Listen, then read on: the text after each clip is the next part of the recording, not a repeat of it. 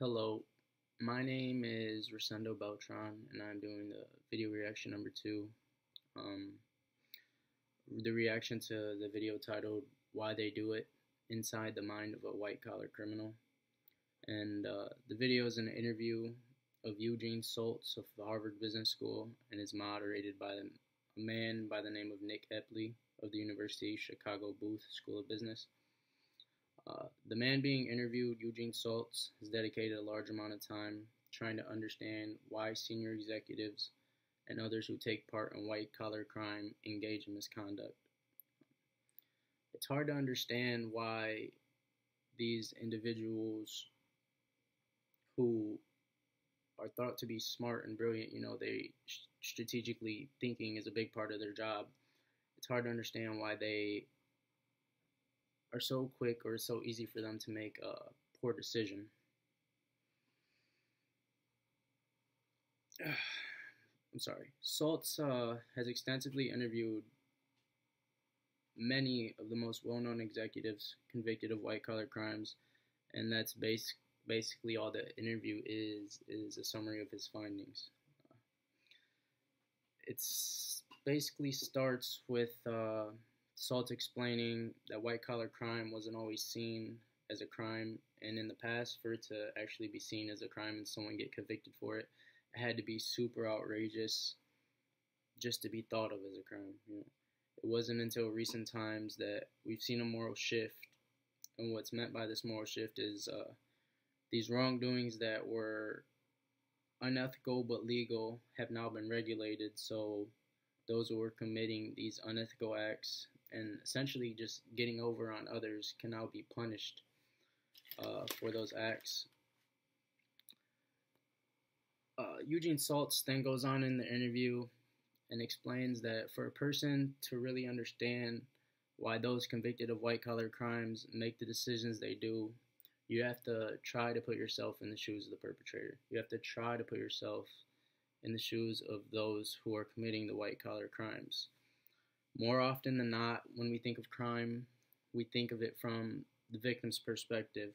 But to really grasp what is happening when white-collar crimes are being committed, you have to put yourself in the opposite role and think as the perpetrator would. When you do this role reversal, you come to the understanding that these executives and senior partners aren't making decisions with intent to harm others or harm individuals. They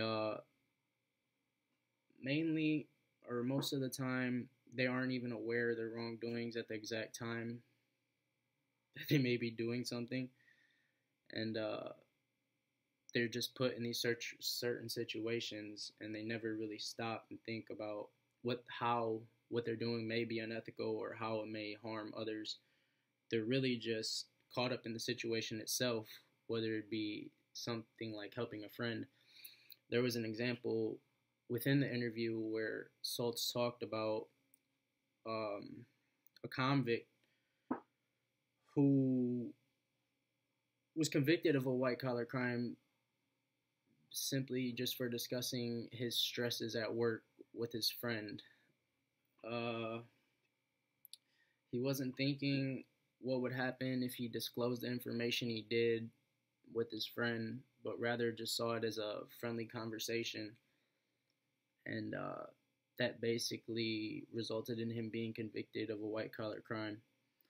A more severe case that was discussed within the interview was it talked about a chief financial officer of a financial entity and how he would routinely sign false contracts that would lie about the collateral they were collecting, and he was actually never caught for this until he was sitting down face to face with a banker and was unable to lie directly to the banker, but he was perfectly fine with lying on documents.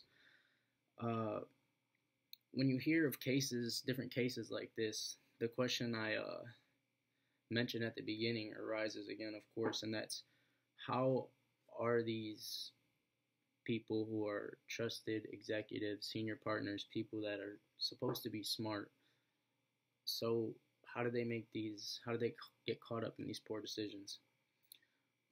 What I took from the interview that answers this the best, or for me makes it easiest for me to understand, is that when individuals are in the act of wrongdoing, they never think the result of their actions will be prison.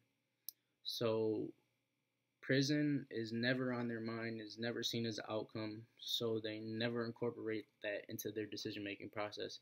And that the fact that they never do that makes it so much easier to continue with their wrongdoings and go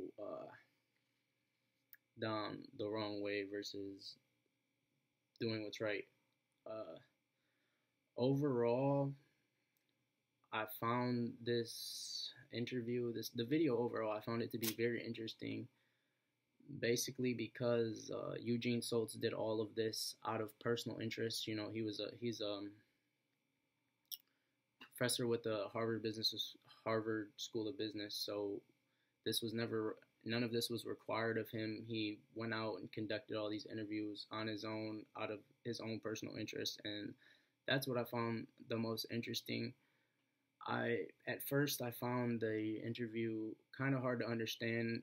That was until I realized that the majority of the questions were coming from a book that Eugene Soltz wrote, and I'll be honest, I had to restart the video a couple times, not a couple hundred, just a couple times to really understand and grasp what they were talking about. Overall, I just think that white collar crime has been a problem even before we had this moral shift, and I think it will continue to be a problem because we have there are businessmen who are high up in positions where they're entrusted with certain things, but it is easy. It is very easy to fall into wrongdoings, and